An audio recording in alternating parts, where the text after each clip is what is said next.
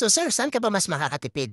Ang appliances na 110 volts or yung 220 volts? So, tumatanong na to is madalas ko itong natatanggap. Pero para mas lubos na maunawaan ninyo is explain natin yung volts, yung power which is yung watts at yung ampere which is yung current na kadalasang nakikita sa mga nameplate ng bawat appliances.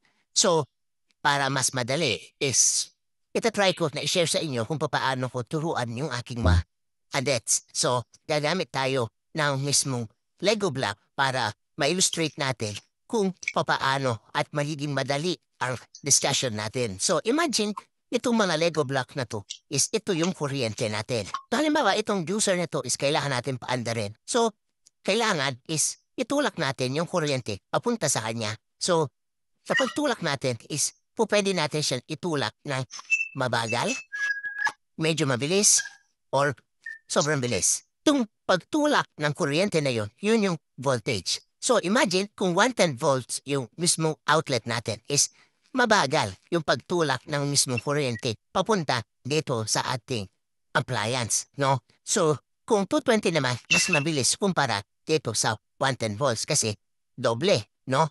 So basically, yun yung voltage, yung amount ng force na tutulak or yung pressure na tutulak sa ating kuryente papunta dito sa ating appliances is yun yung mismo voltahe, yung tumutulak. So yun yung voltage. So, alin naman yung amperahe? So, basically, yung amperahe is ito yung amount ng electricity.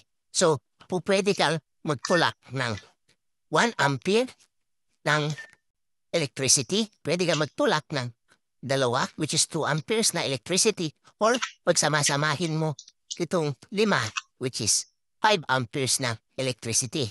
So yung pagtulak mo, pwede rin ulit siya mabagal or pwede siyang mabilis. Depende sa voltahe mo. At yung combination ng voltage na yon at ng ampere na yon is makukuha natin yung watts. So basically, yung power, which is yung watts, is pag pinag-multiply mo si voltage at saka si ampere.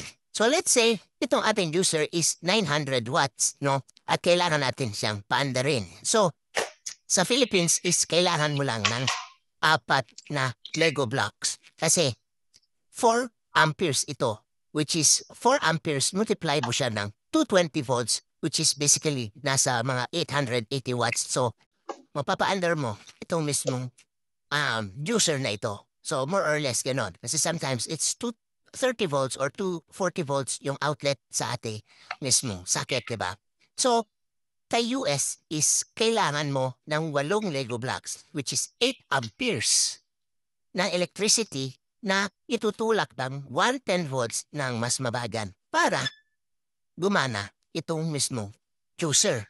So, ano ibig sabihin nito? So di ba ang bawat kable ay may specific sila na mga current, yung amperahe, which is kapag sinabi nila na 12 AWG, di ba? May mga nasa 20 amperes, pag 14 AWG, 15 amperes, yun yung capacity ng mismong kable para sa hindi siya iinit at hindi siya masusunog, di ba? So sa Philippines, dahil 220 volts at kailangan mo lang ng 4 amperes, is basically mas maliit na kable yung kailangan mo lang na ilatad sa inyong bahay para mapagana mo itong juicer na to. Whereas, kapag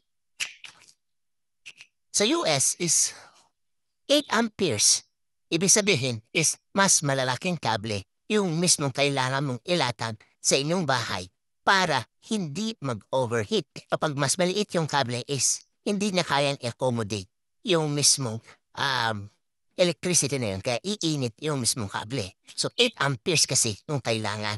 So, we're talking only nasa 900 watts. How much more kapag nagsabay-sabay yung mga appliances mo sa bahay, which is kapag 110 ka. So, ibig sabihin, mas makakamura ka sa mismong kable na ilalatag mo sa Pilipinas dahil sa mas maliit yung amperahe na kailangan para mapagana yung mismong mga appliances. So yun yung difference nila